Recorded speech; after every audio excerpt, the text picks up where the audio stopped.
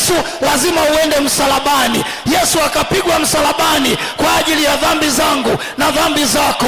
Mungu alimpiga Yesu msalabani. Isaya anasema tulidhani amepigwa na kuteswa na Mungu, kumbe ni dhambi zetu zilizompeleka pale msalabani. Kwa maana nyingine, tunaposema Mungu ametusamehe, sio tu Mungu ametuambia mwanangu nimekusamehe.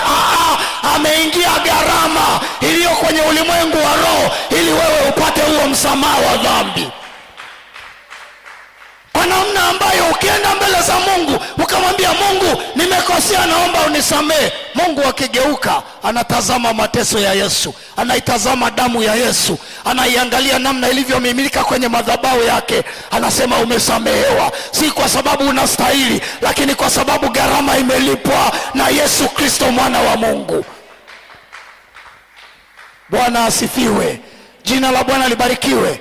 Ndio maana Yesu ndio njia na kweli na uzima. Hakuna mtu anayeweza akaenda kwa Mungu ila kwa njia ya Kristo. Bwana asifiwe, Bwana asifiwe.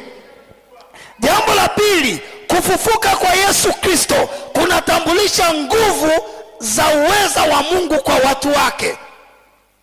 Kufufuka kwa Yesu Kristo kunatambulisha nguvu za uweza wa Mungu. Maandiko tuliyoyasoma kwenye Warumi sura ya 1 ule